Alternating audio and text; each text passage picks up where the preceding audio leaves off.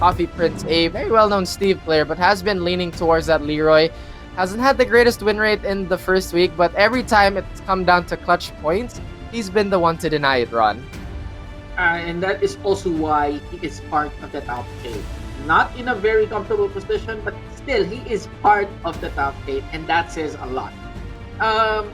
Looking at how he has been playing his characters lately, the Leroy, he's still trying to figure out the Leroy pick, but not much of a success, but it's giving him some points, if not, a lot.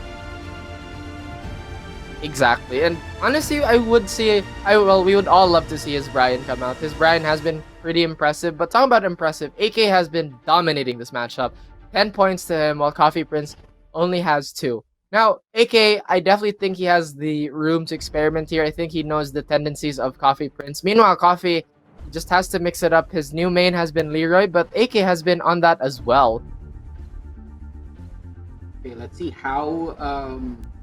actually, I would like to see Coffee Prinz's Steve box. Oh, and here we have the more animated AK as well as Coffee Prinz. Now, people have been saying Coffee Prinz, since he's brushed his hair up, he has been playing with his full vision, because legend says when his hair is down, he's only playing by sound. No, I'm kidding. I'm kidding. But yeah, the power up from spiked up hair Coffee Prinz is definitely one to consider. I mean, yeah, we are yet to see the Steve box. He has brought it out a number of times in the past, but I would say it is not as impressive as the previous Steve box plays that he has shown us in the previous season. I mean, Coffee Prinz has been with the Nationals since day 1 of season 1. So, I guess naninibago pa rin siya with the online setup, but that is something that all of us need to deal with. Yeah, and Steve, considering Steve is a very difficult character to play in this type of environment, there's definitely a reason for him to stick with that Leroy, and I feel like it's actually going to be a Leroy we'll see from... Oh, you know what? Never mind. There you go! That's what I'm talking about. Apparently, I'm wrong. This is the Coffee Prinz that we know. This is how the legend of Coffee Prinz came to be. By using Steve box since Tekken 5. So, let's see how it would pair with the Nationals King, the undisputed champion. How would he pair with that? Exactly, and again, Coffee has made his mark in the local scene. He went for the Wildman confirmed there, but uncharacteristic counter hit by AK here, pressing a little too many buttons. Another one to make sure. Coffee Prinz wilding out right now. Yeah, for the knee check, no dice, not punished for it. There's the rising 1-1. AK pushing back. So all those close, no punish on that. Coffee Prinz gets launched. AK in the red. What is he going to do? Pulls the trigger. No, not quite. No, not yet. Went for the just frame. It doesn't even matter. That again, when you get hit by a combo from Julia, it's almost guaranteed to see the wall. And as you can see, what's happening right now to Coffee Prinz. It has been going on for quite a while, and he needs to put a stop to whatever it is that AK is forcing on him. Exactly, but AK has been a little too trigger happy with these buttons. Gets hit by the rocket launcher and into the Rage Art to close off the round. Beautiful reaction there by Coffee Prinz and beautiful adjustment as well. Good decision on pulling the trigger on that Rage Art. One apiece. What are they going to do? And again, we are going to Wall City. Welcome to Wall City, Coffee Prinz. OP situation here. Coffee Prinz already down up to half health here. Flicker 2. Chipping away at AK here. The down 4-2. No dice as well. But these mix-ups just chopping away at AK. No combo has been done, but look at his health dwindle run. And look at that. That is just one combo coming from each other. And you have to admire the throw escape of AK. Oh! I think he went for a bigger mix-up here. And he does go for the follow-up on that nature. Rather, Coffee Prinz, a little confused there why he got hit by that. But right now, the onslaught continues. The ducking 2 will get stopped. A very minute punish on that back 1+2. Another one onto the hop kick. Wow, Coffee Prinz has been laying on the pressure. Just like that. Steve Fox doesn't really have to rely on the combos. His pokes alone can deal very mutilating damage. Exactly. I look up the health bar. I'm like, oh my goodness, AK is actually ridiculously low just from those exchanges. And he's very aware of that deceptive kick here. Goes for the duck again. Maybe AK is going to have the read. Pretty sure he's going to throw it a mid next step. But Coffee Prinz not giving him the chance. Doing such a good job of being an infighter here. Wow. That is why Coffee Prinz Steve Fox is something to be scared of. You know, this is something that he has been saving based on how he plays and based on why he has been using this Leroy all these past days.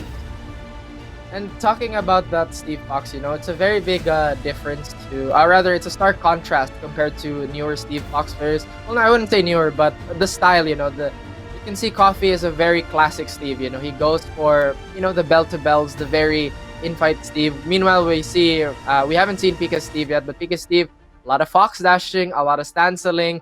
L as well, Vermilion's Steve is also like that, but different stances. He has a flicker cancel and a duck cancel, you know, so I love the flexibility of this character. I mean, I would say that Coffee Prinz's Steve Fox is not combo centric, but he wants to keep the fight on each other's foot. So he relies more on the mix-up and the mind games rather than the combos himself. And right now, it's gonna be a battle of pokes as AK finally brought out the Kazumi again with a very, very magical hop knee. Probably the worst range in the world, but against the Steve, I wouldn't say it's that bad. Round one. Yeah, that is true. And of course, these two. Kazumi has good range, well, except for that hop knee.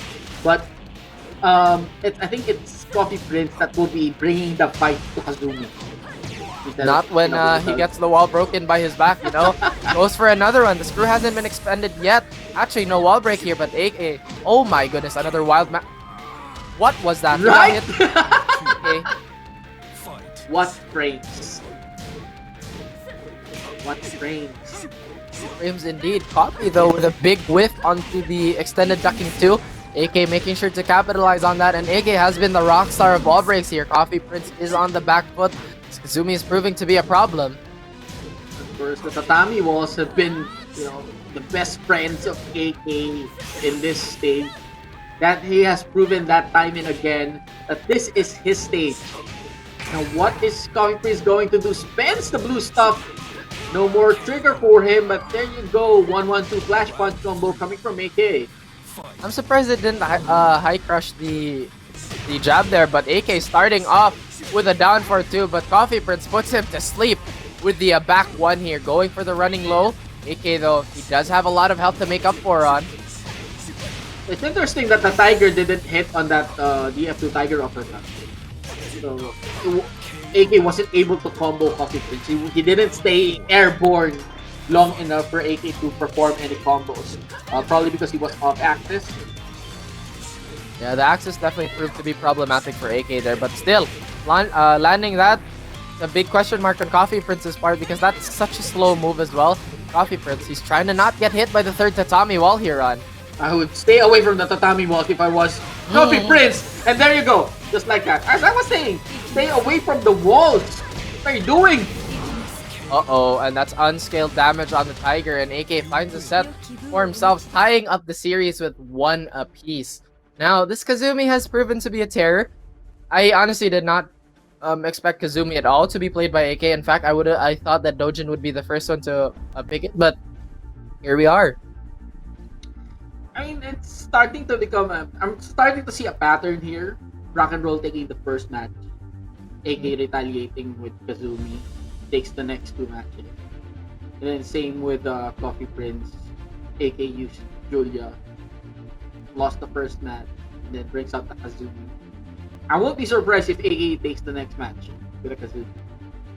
Yeah, exactly like we were talking about. AK can afford to experiment right now, and it does seem like that Julia is just getting, I wouldn't say a dry run, but getting a warm up, because we did actually see him pull out the Julia very late into the previous conference, and right now it seems like that trend is coming out and rearing its head as well.